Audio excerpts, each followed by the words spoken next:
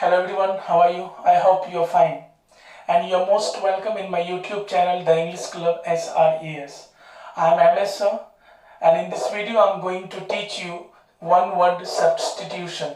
अनेक शब्द का एक शब्द. Dear student, जैसा कि आप लोग जानते हैं, इससे पहले एक और वीडियो में वन वर्ड सब्स्टिट्यूशन का बना चुका हूँ. यह हमारा दूसरा वीडियो है.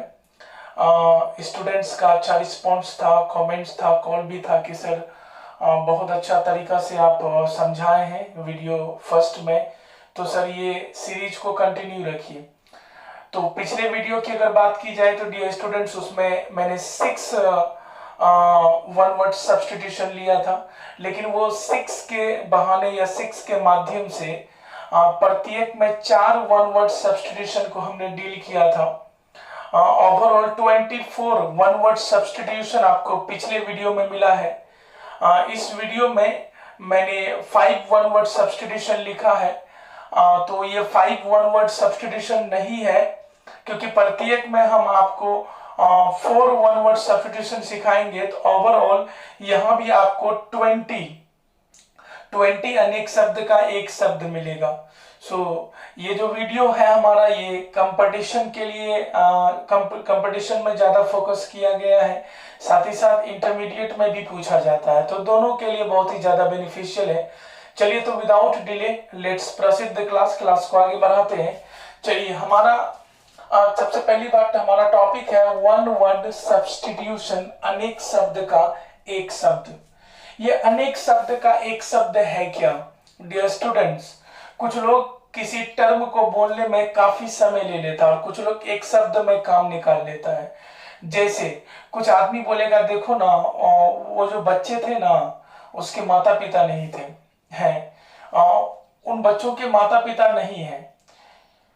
तो कुछ लोग इतना लंबा समय लेगा कि वो जो बच्चे हैं उसके माता पिता नहीं है, लेकिन कुछ लोग डायरेक्ट बोल देगा क्या है, अनाथ है.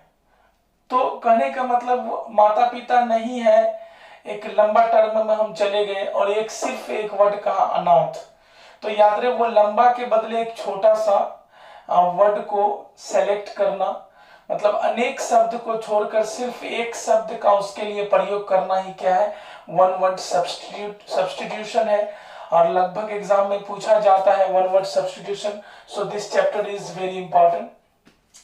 चलिए, फर्स्ट नंबर में हम लोग चलते हैं. लिखा हुआ है अ मैन, एक आदमी, हु जो, इज वुमेनिस. वुमेनिस मतलब होता है औरतों वाला.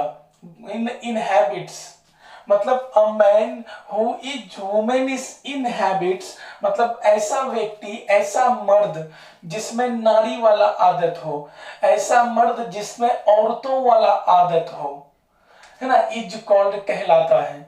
हमारे समाज में कुछ ऐसे भी आपको मर्द मिलेंगे, हमारे समाज में कुछ ऐसे भी आपको नर मिलेंगे जिसमें नारी का स्वभाव होता है, जिसमें नारी का नेचर होता है, जिसमें नारी वाला आदत होता है.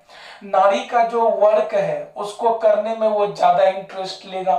नारी का जो एक्टिविटी है, उसका जो बॉडी लैंग्वेज है, उसी तरह का बॉडी लैंग्वेज कुछ मर्द में भी आपको मिलेगा. तो ऐसा मर्द क्या कहलाएगा? तो a man who is womanish in habit is called, ऐसा मर्द जिसमें औरतों वाला, है ना, आदत हो, ऐसा मर्द क्या कहलाएगा? क्या वो फैटालिस्ट कहलाएगा? बिल्कुल नहीं, ये आपका आंसर नहीं होगा, क्योंकि फैटालिस्ट का मतलब होता है one who believes in fat. तो ऐसा व्यक्ति जो फैट पर विश्वास करता हो. फैट का मतलब होता है डेस्टिनी. डेस्टिनी मतलब होता है किस्मत. तो वह व्यक्ति जो किस्मत पर विश्वास करता है, one who believes in fate या डेस्टिनी या लक. तो इसका अनेक वर्ड होगा वन, या डायरेक्ट वन नहीं लिखेंगे, डायरेक्ट लिखेंगे हु बिलीव्स इन लक या फेट या डेस्टिनी. तो हु बिलीव्स इन लक या फेट या डेस्टिनी इज कॉल्ड फैटालिस्ट. दूसरा है ल्यूनेटिक. क्या हमारा आंसर ल्यूनेटिक होगा? बिल्कुल नहीं होगा. तो ल्यूनेटिक कौन है? तो याद रहे, हु इज मेंटली इल, ऐसा व्यक्ति जो मेंटली इल हो, मानसिक रूप से बीमार हो। तो ऐसा व्यक्ति जो मानसिक रूप से बीमार है वो ल्यूनेटिक है, अर्थात पागल है एक तरह से। तो हमारा फैटालिस्ट भी नहीं होगा, क्योंकि जो किस्मत पर विश्वास करता है उसी को फैटालिस्ट बोलते हैं। और जो मानसिक रूप से बीमार है, मेंटली जो इल है वो ल्यूनेटिक होगा। देखते हैं क्या हेनपेक होगा। हेनपेक भी डियर स्टूडेंट्स आपका नहीं होगा। हेनपेक इसलिए नहीं होगा क्योंकि हेनपेक उसको कहा जाता है जो कि अपने वाइफ के कंट्रोल में रहता है। ऐसा पति, ऐसा व्यक्ति जो अपने वाइफ के कंट्रोल में रहे, उसी को हम लोग हैंडपेक बोलते हैं। दूसरे शब्दों में जोरू का गुलाम भी बोलते हैं। तो यहां लिखेंगे one who is controlled, one who is controlled by his wife. तो one who is controlled by his wife वो क्या कहलाएगा? हैंडपेक कहलाएगा। तो अगला हमारा आंसर है एफिमिनेट। तो याद रहे आंसर होगा आपका एफिमिनेट, क्योंकि एफिमिनेट कहा जाता है ऐसे व्यक्ति को जिसमें किसका गुण हो? लेडी वाला। चलिए तो एक नंबर को फिर से देखिए। एक नंबर में क्या लगता है कि आपने सिर्फ और सिर्फ एक ही वन वर्ड सब्स्टिट्यूशन सीखा? बिल्कुल नहीं। वन नंबर में आपने फोर वन वर्ड सब्स्टिट्यूशन सीखा। हमने आपको देखिए क्वेश्चन था a man who is womanish in habit is called, ऐसा व्यक्ति जिसमें औरत वाला गुण हो या माना हैबिट हो, आदत हो, वो क्या कहलाएगा? तो आपका आंसर है एफिमिनेट। तो आपने सिर्फ एफिमिनेट नहीं सीखा, आपने इसमें फोर वन वर्ड सब्स्टिट्यूशन सीखा। पहला है फैटालिस्ट। फैटालिस्ट क्या है? One who believes in destiny या लक या फेट। फेट का मतलब होता है ना, किस्मत। ल्यूनेटिक तो one who is mentally ill, जो मेंटली इल हो। तीसरा क्या है? हैंडपेक, तो who is controlled by his wife, है ना, जो अपने वाइफ के द्वारा कंट्रोल्ड में हो, वो हैंडपेक है। एफिमिनेट कौन हो गया? तो a man who is womanish in nature is called effeminate. I hope आप लोगों को समझ में आया होगा। चलिए चलते हैं नेक्स्ट में, सेकेंड नंबर। सेकेंड नंबर में है one who does not believe. One who does not believe, वह जो विश्वास नहीं करता है in the existence of God, ईश्वर के अस्तित्व पर इज कॉल कहलाता है।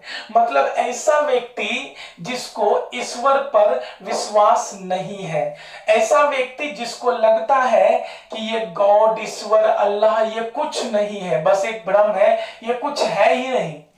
तो मतलब ईश्वर के अस्तित्व को, ईश्वर के एग्जिस्टेंस पर जो बिलीव नहीं करता है, अर्थात जो भगवान पर विश्वास नहीं करता है ना, खुदा पर विश्वास नहीं करता है, ऐसे लोगों को क्या बोलते हैं? तो ऐसे लोगों को क्या बोलेंगे? थेस्ट बोलेंगे? बिल्कुल नहीं। थेस्ट उसको कहा जाता है ना, हु बिलीव्स इन गॉड, जो ईश्वर पर विश्वास करता है डियर फ्रेंड, उसको हम लोग थेस्ट बोलते हैं। जैसे मैं एमएस सर, मैं 100% विश्वास करता हूं कि गॉड है, God is everywhere, God is omniscient, God is omnipotent. तो मेरा मानना है कि गॉड है, मैं गॉड के एग्जिस्टेंस पर विश्वास करता हूं, तो मैं थेस्ट हूं, जिसको हम लोग हिंदी में आस्तिक बोलते हैं। तो मैं थेस्ट हूं। दूसरा है अथेस्ट। डियर स्टूडेंट्स, यही आपका आंसर होगा, क्योंकि देखिए थेस्ट मतलब विश्वास करने वाला, अ मतलब होता है नहीं। तो मतलब जो ईश्वर के एग्जिस्टेंस पर विश्वास नहीं करता है वो अथेस्ट है। तो इसके लिए क्या हो जाएगा? One who does not believe in God, वो अथेस्ट कहलाएगा। ईश्वर पर जो विश्वास नहीं करता उसको अथेस्ट बोलते हैं। चलिए अगला है अमेच्योर। अमेच्योर क्या है? चलिए, हमारा तो आंसर खैर मिल गया है कि इसका आंसर क्या है, बी है। इस क्वेश्चन का आंसर बी है, लेकिन बाकी दो जो रेस्ट ऑप्शन है उसको भी देख लेते हैं। अमेच्योर क्या है? तो याद रहे, अमेच्योर उसको कहा जाता है, कुछ ऐसा व्यक्ति होगा जो शौक के लिए कोई काम करता है ना। कोई भी काम शौक के लिए करेगा, प्रोफेशनली नहीं करेगा, पैसा समझकर नहीं करेगा। जैसे मान लेते हैं कि मैं हूं, मुझे पढ़ाना अच्छा लगता है और ये मेरा शौक है, तो मैं बस पढ़ा रहा हूं। ऐसा कभी नहीं सोचा कि ये मेरा पैसा है, इससे ढेर रुपया कमाना है। मतलब कोई भी व्यक्ति किसी भी काम को अगर सिर्फ शौक से करे, प्रोफेशनली नहीं ले, तो वैसे ही लोगों को अमेच्योर कहा जाता है। तो यहां पर हम लिख सकते हैं वन हु डज अ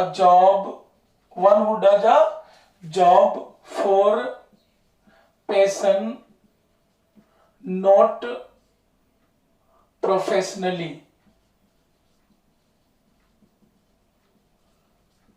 तो सुनिएगा, one who does a job for passion not professionally.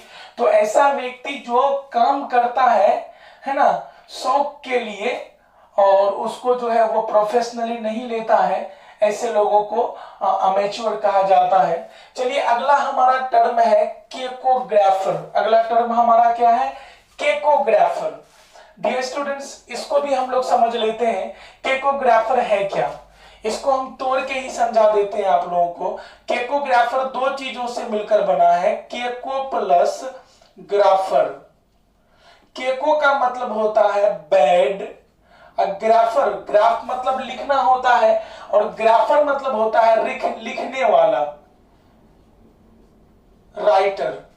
तो यहां पर लिखने वाला एक तरह से, मतलब केकोग्राफर उसको कहा जाता है जो बैड लिखता है, बुरा लिखता है, जिसका राइटिंग गड़बड़ हो।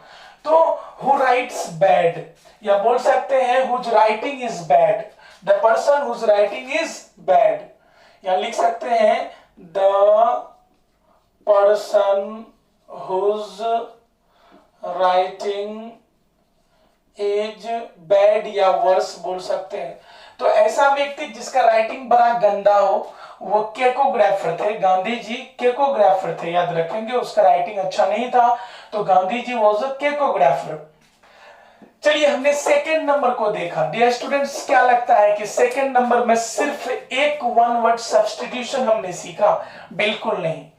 अगर हम बात करेंगे सेकेंड नंबर का, तो सेकेंड नंबर में भी हम लोगों ने 4 वन वर्ड सब्स्टिट्यूशन सीखा। पहला हमने देखा test, who believes in God. Who believes in God, God पर जो विश्वास करे क्या कहलाएगा, थेस्ट। और थेस्ट क्या है, आपका क्वेश्चन ही था। डायरेक्ट बोल सकते हैं who does not believe in God, who does not believe in God, जो गॉड पर विश्वास नहीं करे वो ऑथेस्ट कहलाएगा। अमेच्योर कौन है, हु डज जॉब, जो जॉब करता है only for passion not professionally, वो अमेच्योर कहलाएगा। केकोग्राफर है, cacographer means whose writing is very bad, worse. ऐसा व्यक्ति जिसका राइटिंग बड़ा गंदा है वो केकोग्राफर है। आपका किसी फ्रेंड का अगर राइटिंग बहुत गंदा है तो आप बोल सकते हो कि my friend is a cakeographer, my friend cakeographer है, क्योंकि उसका राइटिंग बहुत ही ज्यादा क्या है, गंदा है। चलिए, चलते हैं थर्ड नंबर में। डियर स्टूडेंट्स, थर्ड नंबर में है अ पर्सन, ऐसा व्यक्ति हु एक्स, जो करता है अगेंस्ट रिलीजन, है ना। तो a person who x against religion is called, ऐसा व्यक्ति जो, देखिए एक्ट मतलब कार्य करना होता है, तो ऐसा व्यक्ति जो धर्म के खिलाफ काम करता है ना। एक ऐसा व्यक्ति होगा कि जो धर्म को नहीं मानेगा तो उसके खिलाफ भी नहीं जाएगा, लेकिन एक ऐसा व्यक्ति है जो कि धर्म के खिलाफ जाएगा। जैसे मैं किसी धर्म को नहीं मानता तो किसी से कोई मतलब भी नहीं है, मैं शांत हूं, अपना काम कर रहा हूं, साइंस को मान रहा हूं, अपना काम कर रहा हूं, मैं कोई दिक्कत नहीं है, तो मैं अथेस्ट हूं। लेकिन एक ऐसा भी व्यक्ति होगा जो किसी धर्म को नहीं मानता, मान लेते मानता है, लेकिन किसी भी धर्म का अगेंस्ट करता है, खिलाफ करता है, विरुद्ध करता है, तो a person who acts against religion मतलब धर्म के खिलाफ जो व्यक्ति काम करता हो, धर्म के खिलाफ जो व्यक्ति काम करता हो, ऐसे व्यक्ति को क्या बोलते हैं? जैसे मेरे धर्म में है कि दारू नहीं पीना है, मेरे धर्म में है कि दारू नहीं पीना है, पूरा साफ साफ लिखा हुआ है कि आप दारू नहीं पी सकते, ये गलत है ना, पाप लगेगा, ये हराम है समथिंग। तो कहने का मतलब ये है कि मेरे धर्म के खिलाफ, लेकिन मैं पी लेता हूं, मान लेते हैं मैं अगर पी लेता हूं तो इसका मतलब मैं धर्म के खिलाफ काम कर रहा हूं नहीं। तो ढेर सारा चीज है। तो चलिए, तो a person who acts against religion, ऐसा व्यक्ति जो धर्म के खिलाफ काम करता है। आई थिंक हिंदी में उसको धर्म भ्रष्ट बोलते हैं। नहीं, कुछ लोगों को, जिसके मान लेते हैं मेरा कोई फ्रेंड है, उसके धर्म में कुछ नहीं खाया जाता है या नहीं पिया जाता है। जैसे मान लेते हैं रहीम एक मुस्लिम है और उसके धर्म में, मुस्लिम धर्म में आप अच्छी तरह से जानते हैं कि शराब पीना जो है वो हराम है, तो गलत है। मतलब अगर आप शराब पी लिए तो धर्म से आप बाहर हो गए एक तरह से, उसका रूल कहता है। और वो अगर पी लिया तो इसका मतलब वो क्या किया, धर्म भ्रष्ट हो गया उसका। तो याद रहे, ऐसा व्यक्ति जो धर्म के खिलाफ काम करे, धर्म भ्रष्ट करना हुआ, तो धर्म भ्रष्ट का इनमें से कौन होगा अंग्रेजी, ये जानिए। तो हेरेटिक एक वर्ड है, हेरेटिक का मतलब होता है धर्म भ्रष्ट, इसलिए आपका आंसर डी होगा एक्चुअली। तो a person who acts against religion is called heretic. ऐसा व्यक्ति जो अपना धर्म भ्रष्ट कर ले, जो धर्म के खिलाफ काम करे, उसको हम लोग हेरेटिक बोलते हैं। I am not a heretic. तो हेरेटिक मतलब धर्म भ्रष्ट, ये तो आंसर हो गया। लेकिन इसके अलावा 3 और ऑप्शन बचता है जिसको हमें समझना है। ए नंबर में है मिसैंथ्रोपिस्ट। मिसैंथ्रोपिस्ट, डियर स्टूडेंट्स, इसको हम तोड़ के अगर पढ़ेंगे देखेंगे, मिसैंथ्रोपिस्ट, मिस प्लस एंथ्रोपिस्ट, मिस प्लस एंथ्रोपिस्ट। अंग्रेजी के दुनिया में मिस का मतलब नकारात्मक होता है, नहीं होता है, या डिसलाइक होता है, या हेट होता है। तो मिस मतलब होता है डिसलाइक, एंथ्रोप मतलब होता है मानव, मानव को कहा जाता है एंथ्रोप, इस्ट मतलब करने वाला। तो मिसैंथ्रोपिस्ट का मतलब होता है हु डिसलाइक्स मैनकाइंड, जो मैनकाइंड को से नफरत करता हो, जो मानव जाति से नफरत करता हो, जो मानव समाज से दूर रहता हो। तो यहां हम लिख सकते हैं हु डिसलाइक्स मैनकाइंड, मानव जाति से जो नफरत करता है, मानव समाज से जो नफरत करता है, वो मिसैंथ्रोपिस्ट है। दूसरा है फिलैंथ्रोपिस्ट। फिलैंथ्रोपिस्ट देखिए, यहां भी देखिए, फिलैंथ्रोपिस्ट में फिल प्लस एंथ्रोप है, फिल प्लस एंथ्रोप है, PHIL, फिल का मतलब होता है लव, प्यार, लाइक। एंथ्रोप का मतलब होता है मानव। तो ऐसा व्यक्ति जो मानव जाति से प्रेम करता है, चाहे वो किसी भी धर्म का हो, वो मानव से प्रेम करेगा। मानव है, हम उससे प्रेम करेंगे, है ना। तो उसको फिल मतलब लव हो गया, एंथ्रोप मतलब मानव जाति। तो फिलैंथ्रोपिस्ट मतलब मानव जाति से लव करने वाला, इसका हो जाएगा हु लव्स, जो प्रेम करता है किससे, मैनकाइंड, मानव जाति से। या हु लव्स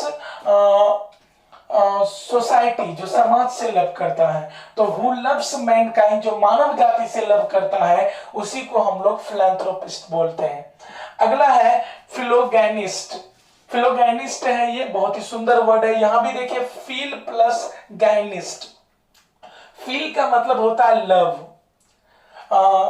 मैं आगे और भी वीडियोस बनाऊंगा रूट वर्ड से संबंधित, तो वहां पर आप लोगों को वर्ड को तोड़कर बहुत ही आसानी से लंबा लंबा वर्ड याद करना सिखाएंगे हम आप लोगों को। तो बाय द वे यहां समझते हैं फिलोगैनिस्ट। फिलोगैनिस्ट में देखिए फील प्लस गैनिस्ट है। फील का मतलब होता है लव, गैनिस्ट जो शब्द है वो वुमेन से आया है, औरत से आया है, इसलिए याद रहे जो औरतों से लव करता हो, जो औरतों से प्रेम करता हो, जो नारी जाति से प्रेम करता हो, जो नारी जाति का तारीफ करता हो, उसी को हम लोग फिलोगैनिस्ट बोलते हैं। तो इसका हो जाएगा हु लव्स वीमेन या हु लाइक्स वीमेन, जो औरतों से क्या करता हो, प्रेम करता हो। Overall dear students, third number में देखते हैं, क्या हमने थर्ड नंबर में सिर्फ और सिर्फ एक ही वन वर्ड सब्स्टिट्यूशन सीखा? बिल्कुल नहीं, हमने थर्ड नंबर में भी 4 वन वर्ड सब्स्टिट्यूशन सीखा। इसमें से पहला नंबर है मिसैंथ्रोपिस्ट। मिसैंथ्रोपिस्ट का मतलब हुआ है ना, one who hates mankind, one who dislikes mankind. Philanthropist का मतलब हुआ हु लव्स मैनकाइंड। फिलोगैनिस्ट का मतलब हुआ हु लव्स या हु लाइक्स, हु एडमायर्स, है ना, वीमेन, लेडी। हेरेटिक का मतलब हुआ हु एक्ट्स अगेंस्ट रिलीजन, जो रिलीजन के खिलाफ काम करे वो हेरेटिक है। तो चलिए यहां भी हम लोगों ने 4 वन वर्ड सब्स्टिट्यूशन सीखा। चलते हैं हम लोग 4 नंबर में।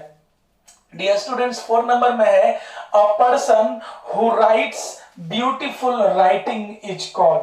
तो अ पर्सन ऐसा व्यक्ति, हु राइट्स जो लिखता है, ब्यूटीफुल सुंदर राइटिंग, तो ऐसा व्यक्ति जिसका राइटिंग बहुत सुंदर होता है वो क्या कहलाता है?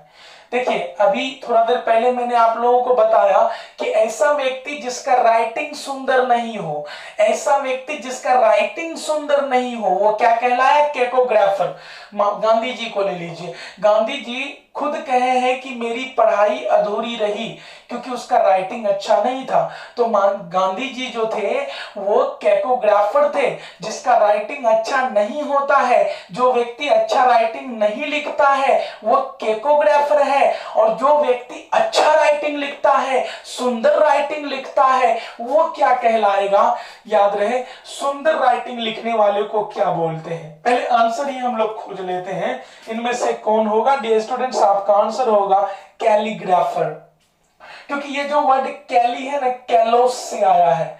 द वर्ड केली केम फ्रॉम कैलोस, ये केली वर्ड कैलोस से आया। कैलोस का मतलब होता है गुड, फाइन या ब्यूटीफुल। ग्राफर मतलब लिखने वाला, ऐसा व्यक्ति जो सुंदर लिखता है उसको हम लोग कैलीग्राफर बोलते हैं। तो आपका आंसर बी होगा। लेकिन और भी 3 ऑप्शन है हमारे पास, आई थिंक उसको समझ लेनी चाहिए। बाकी सब क्या है देखिए, पहला है केकोग्राफर। आई थिंक इसको समझाने में हम समय नहीं लेंगे। केकोग्राफर 2 चीजों से मिलकर बना है, केको प्लस ग्राफर। केको वर्ड केकस से आया, केकस मतलब होता है कर्कश या बैड, ग्राफर मतलब लिखने वाला, मतलब जो बैड लिखता है, बुरा लिखता है, जो घटिया राइटिंग लिखता है उसको केकोग्राफर बोलते हैं। ये मैं पहले भी आप लोगों को बता चुका हूं। आगे है कोरियोग्राफर। आखिर ये कोरियोग्राफर क्या कहलाएगा, इसको समझते हैं। कोरियोग्राफर ऐसा व्यक्ति है जो कंपोज करता है, जो बनाता है डांस के स्टेप को, है ना। तो कोरियोग्राफर वह व्यक्ति है ना, जैसे गणेश आचार्य वो कोरियोग्राफर है नहीं, तो प्रभुदेवा कोरियोग्राफर है। कहने का मतलब ऐसा व्यक्ति जो डांस के स्टेप को कंपोज करता है, उसी को हम लोग कोरियोग्राफर बोलते हैं। तो हम लिख सकते हैं वन हु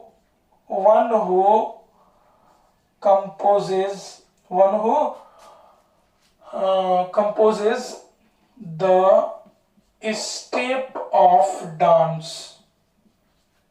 तो one who composes the step of dance, जो डांस के स्टेप को कंपोज करता है उसी को हम लोग कोरियोग्राफर बोलते हैं। तो याद रहे, कोरियोग्राफर वह व्यक्ति है ना, जो डांस के स्टेप को कंपोज करते हैं। याद रहे, जिस तरह नए नए चीजों का आविष्कार होता है उसी तरह डांस में भी नए नए स्टेप का आविष्कार होता है। चलिए आगे है ओडोंटोलॉजी। ओडोंटोलॉजी, लॉजी है तो अध्ययन से संबंधित होगा, क्योंकि लॉजी का मतलब अध्ययन होता है। तो ओडोंटोलॉजी, डोंटो डेंटिस्ट दांत, तो दांत से संबंधित है, याद रखेंगे। तो हम यहां लिख सकते हैं द स्टडी ऑफ द या the study of teeth, direct लिखिए, the study of teeth and its disease. तो याद रहे दांत का अध्ययन और इसमें होने वाली बीमारियों का अध्ययन ही क्या कहलाता है, ओडोंटोलॉजी कहलाता है। तो ओडोंटोलॉजी क्या है, the study of teeth and its disease, दांत का अध्ययन या इसमें होने वाली बीमारियों का अध्ययन क्या कहलाता है, ओडोंटोलॉजी कहलाता है। तो चलिए फोर्थ नंबर भी हमने कंप्लीट किया। आई होप फोर्थ नंबर में भी आप लोगों ने 4 वन वर्ड सब्स्टिट्यूशन सीखा होगा। पहला जो है वो है आपका कैकोग्राफर whose writing is bad, calligrapher whose writing is very beautiful, choreographer who composes the step in dance, and odontology the study of teeth and its disease। चलिए फोर्थ नंबर के बाद हम लोग चलेंगे फिफ्थ नंबर में। लिखा हुआ है the study of animals, animals के अध्ययन को, the study of animals, animals के अध्ययन को, जानवर के अध्ययन को इज कॉल्ड कहा जाता है। चलिए हम एनिमल का जो स्टडी करते हैं वो क्या कहलाता है। याद रहे हम लोग भी एनिमल ही हैं, लेकिन हम लोग वाइल्ड एनिमल नहीं या डोमेस्टिक एनिमल नहीं, हम लोग सोशल एनिमल हैं, सामाजिक प्राणी हैं। तो चलिए एनिमल का स्टडी क्या कहलाएगा, ग्रेनरी कहलाएगा, जूलॉजी कहलाएगा, एलेजी कहलाएगा, एपिटेफ कहलाएगा। ऑफ कोर्स जूलॉजी कहलाएगा। क्या कहलाएगा, the study of animals is called zoology. तो याद रखिए zoology is made by 2 words, जू प्लस लॉजी। जू मीन्स जू, आप ऐसे भी जू मतलब चिड़ियाघर होता है, ऐसा जगह जहां एनिमल को रखा जाता है। लॉजी मतलब अध्ययन करना, तो एनिमल का अध्ययन करना जूलॉजी कहलाता है। तो हमारा आंसर होगा बी। लेकिन इसके अलावा 3 और है जिसका हमें जानना है। एक है ग्रेनरी। ग्रेनरी क्या है, तो ग्रेनरी क्या है, याद रहे store house where threshed grains, a storehouse where threshed grain is kept। सुनिए यहां पर लिखा हुआ स्टोर हाउस, ऐसा ही स्टोर हाउस वेयर जहां थ्रेस्ड ग्रेन, थ्रेस्ड मतलब होता है एक्चुअली थ्रेस से ही थ्रेसर आया है, फसल को मलना। तो मला हुआ फसल ना, मला हुआ फसल को जिस स्टोर रूम में रखते हैं वो ग्रेनरी कहलाता है। और आप पटना अगर गए हैं तो पटना में है गोलघर, पटना में है गोलघर। डियर स्टूडेंट्स, गोलघर जो आज एक धरोहर है, अंग्रेजों के जमाने में वो ग्रेनरी हुआ करता था, क्योंकि जितना भी कर वसूलता था अंग्रेज लोग फसल के रूप में, उसको गोलघर में ही ले जाकर क्या करता था, इकट्ठा करता था। अर्थात थ्रेस्ड ग्रेन को, मला हुआ फसल को उस हाउस में, उस स्टोर में कैप्ट करता था, रखता था। तो इसलिए वो क्या कहलाया, वो एक ग्रेनरी है एक्चुअली। तो ग्रेनरी वह जगह है जहां पर हम लोग थ्रेस्ड ग्रेन को रखते हैं। तो लिखा हुआ है store house where threshed grains is kept. तो ऐसा स्टोर हाउस जहां पर थ्रेस्ड ग्रेन को रखा जाता है वो ग्रेनरी। जूलॉजी तो आप समझ ही गए, द स्टडी ऑफ एनिमल। अगला है एलेजी। एलेजी क्या है, एलेजी किसको बोलते हैं, तो याद रहे एलेजी, एलेजी क्या है, अ मोर्नफुल पोएम। अ मोर्नफुल पोएम, ऐसा कविता जो मातम से भरा हो, मातम पूर्ण कविता को ही एलेजी कहा जाता है। The poem which is totally full of मौन, कहने का मतलब ऐसा कविता जो मातम से भरा हो, मातम पूर्ण कविता, शोक पूर्ण कविता, शोक से संबंधित कविता ही एलेजी कहलाता है। क्या कहलाता है, एलेजी। तो a mournful poem is called elegy. Epitaph क्या है, एपिटेफ क्या है, तो याद रहे एपिटेफ भी एक प्रकार का कविता ही है। तो बोल सकते हैं अ पोएम, ऐसा कविता है ना, विच इज रिटेन, जिसे लिखा जाता है, अ पोएम ऐसा कविता विच इज रिटन जिसे लिखा जाता है in the memory of death. तो याद रहे, अ पोएम ऐसा कविता विच इज रिटन जिसे लिखा जाता है in the memory of death, मृत की याद में। तो ऐसा कविता जिसको मृत के याद में लिखा जाएगा, जैसे मान लेते हैं कि मेरा कोई अपना, जैसे मान लेते हैं दादा परदादा दादी, जिससे कि मेरा बहुत अच्छा रिलेशन था, मेरा फ्रेंड, वो डेथ कर गया 2 साल 10 साल 5 साल पहले।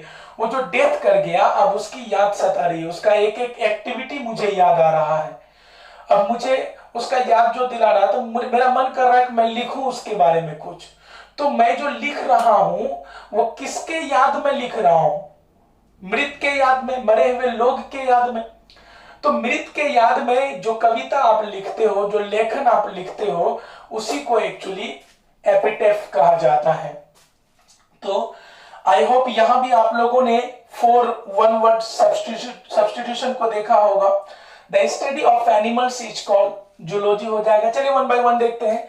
Granary, a store house where threshed grain is kept. Zoology, the study of animal. Elegy, a mournful poem. Epitaph, the poem which is written in the memory of death, मृत की याद में जो लिखा जाए वो एपिटफ है। आई होप आप लोगों को कंप्लीट जो ये मेरा वीडियो है वन वर्ड सब्स्टिट्यूशन का, ये कंप्लीट आप लोगों को समझ में आया होगा। कुछ स्टूडेंट के माइंड में ये होगा कि सर जो है मात्र जो है 5 ही वन वर्ड सब्स्टिट्यूशन को सिखाया, इतना समय ले लिए सर, और इतना समय में सर जो है आधा घंटा में सर सिर्फ 5 वन वर्ड सब्स्टिट्यूशन सिखाए हैं।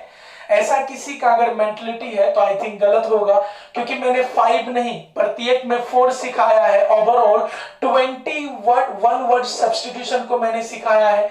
आई होप अगर आप वीडियो को बेहतर तरीके से देखोगे तो आपको टोटल वन वर्ड सब्स्टिट्यूशन समझ में आएगा। इसी तरह वन वर्ड सब्स्टिट्यूशन का हम रेगुलर वीडियो अपलोड करने जा रहे हैं। इसका एक सीरीज चलेगा मेरे यहाँ। अगर आपको मेरा वीडियो पसंद आता है तो आई थिंक आपको सब्सक्राइब करनी चाहिए, बेल आइकन दबा दीजिएगा, ताकि जब भी मैं वीडियो अपलोड करूं तो आपको नोटिफिकेशन मिल सके। एक इंपॉर्टेंट नोटिस, मेरा जो यूट्यूब चैनल है उसमें ज्यादा से ज्यादा आपको जो मटेरियल मिलेगा वो कंपटीशन से और स्पोकन से संबंधित मिलेगा। मैंने कंपटीटिव इंग्लिश में काम करना शुरू कर दिया है आप लोगों के लिए। वेट कीजिए, बहुत ही जल्द मैं स्पोकन भी लेकर आ रहा हूं आप लोगों के समक्ष। And thanks for watching this video.